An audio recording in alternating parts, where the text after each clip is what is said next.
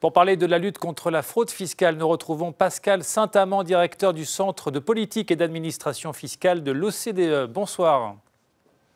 Bonsoir.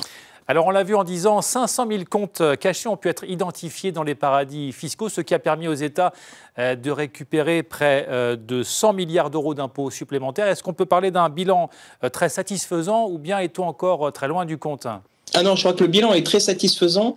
Et alors, pour une fois qu'on a une bonne nouvelle, on ne va pas la bouder. En fait, ce qui se passe, c'est que depuis 10 ans, on met fin au secret bancaire. En 2008, avec la crise financière, le G20 s'est saisi du sujet, a demandé à l'OCDE de faire une liste. On avait fait une liste qui a fait craquer la Suisse, le Luxembourg, Singapour, les pays qui avaient du secret bancaire. Et depuis, les choses ont évolué positivement. On est passé de l'échange de renseignements à la demande. Un pays avait des doutes sur un contribuable, il pouvait faire une demande, mais c'était un peu compliqué, à l'échange automatique de renseignements, et c'est ce qui se passe aujourd'hui.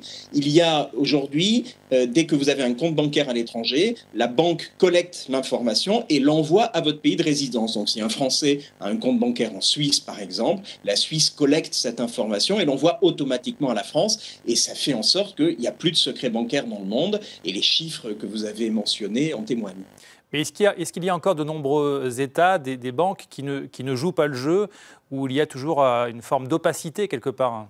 Alors, toujours dans les bonnes nouvelles, non, il n'y a plus d'opacité et tout le monde joue le jeu. En fait, aujourd'hui, vous avez 100 pays dans le monde qui font ce qu'on appelle cet échange automatique de renseignements. Et 100 pays, ça couvre tous les pays développés, les pays du G20, les pays émergents et naturellement tous les États qui avaient du secret bancaire. Alors, on n'a pas les 200 pays du monde, mais pourquoi ? Parce que les pays les moins développés, en Afrique ou en Asie, personne ne va aller cacher de l'argent là-dedans. Donc, on a tous les pays où on est susceptible de trouver des gens qui cacheraient leur argent. Et donc, il n'y a plus de failles dans le système. Alors maintenant, il y a toujours des voleurs, il y a toujours des gens qui vont essayer de se dissimuler, mais ils vont devoir le faire via des circuits criminels, avec les trafiquants de drogue, les trafiquants d'armes ou les trafiquants d'humains. Donc, c'est plus du tout la même histoire que celle d'hier où un bon notable de province ou parisien pouvait aller abriter son argent pensant que c'était en toute légalité en Suisse, au Luxembourg ou à Singapour. C'est plus du tout la même démarche. Donc non, on a couvert tous les pays du monde. Il y en a 4 ou 5 aujourd'hui, des toutes petites juridictions, Saint-Vincent et Grenadines, Dominica, dans les Caraïbes, qui ne sont pas encore tout à fait au point, qui sont en train d'aller dans cette direction et qui ne sont pas des menaces grasses pour l'équilibre du système. Alors vous le disiez, malgré les progrès, la fraude fiscale existe encore aujourd'hui dans le monde. Est-ce qu'on a une idée de l'ampleur de la fraude fiscale aujourd'hui ?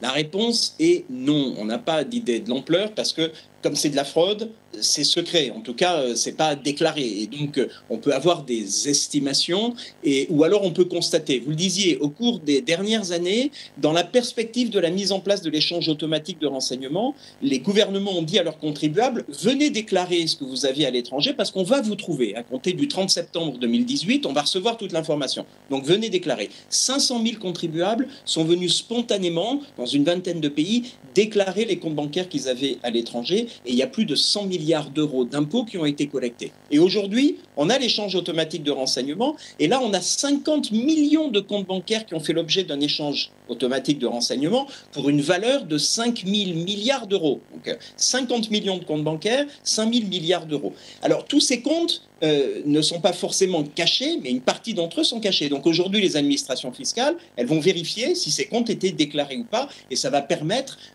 d'estimer de façon plus fine quel était le montant qui était dissimulé, et de collecter les impôts y afférents.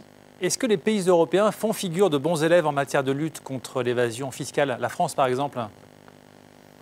Alors, les pays européens, ils sont un peu variés, parce que vous avez la France, vous avez l'Allemagne, et puis vous avez des petites économies ouvertes, comme le Luxembourg, la Belgique ou l'Autriche, qui historiquement avaient du secret bancaire. Aujourd'hui, l'ensemble des pays européens ont appliqué les règles initialement développées à l'OCDE et au niveau mondial, et maintenant, ces règles, c'est des règles européennes. Donc oui, les pays européens luttent contre la fraude fiscale internationale, en tout cas contre le secret bancaire. Donc il n'y a plus de secret bancaire en Europe, mais il n'y en a plus dans le monde. Et la France fait partie des pays qui sont les plus avancés et peut-être les plus agressifs dans la lutte contre la fraude internationale. Ça correspond à la fraude à l'impôt sur les sociétés, à l'impôt sur les personnes physiques, à l'impôt sur le revenu des personnes physiques, mais aussi à la TVA, qui est un autre sujet. Il y a beaucoup de carrousels de TVA ou de mécanismes de fraude à la TVA, et la France fait partie des pays les plus actifs dans la lutte contre la fraude. On a pu voir que en France, les informateurs sur les cas de grande fraude fiscale étaient rémunérés. Est-ce que c'est une pratique qui est répandue dans le monde ? Oui, c'est plutôt une pratique répandue qui vient d'abord des États-Unis, qui rémunèrent les informateurs.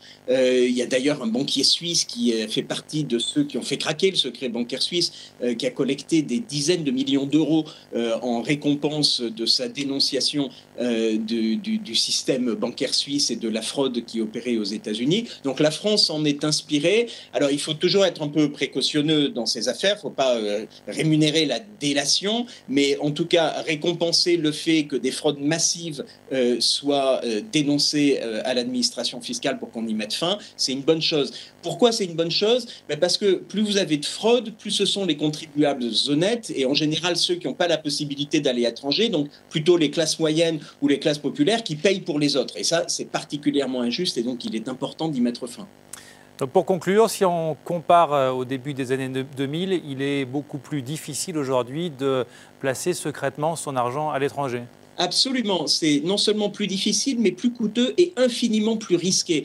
Il y a 10 ans, avant l'échange de renseignements, vous risquiez à peu près rien. Aujourd'hui, vous risquez d'aller en prison. Donc la différence, elle est énorme. Ou si vous essayez de vous échapper en utilisant des circuits frauduleux, mais vous risquez de perdre tout votre argent en le confiant à un avocat véreux ou à un banquier véreux, et puis de vous retrouver dans le même panier que des trafiquants divers et variés, ce qui est quand même pas très glorieux. Merci beaucoup Pascal Saint-Amand. Je rappelle que vous êtes directeur du Centre de politique et d'administration fiscale de l'OCDE. Merci beaucoup. Merci à vous.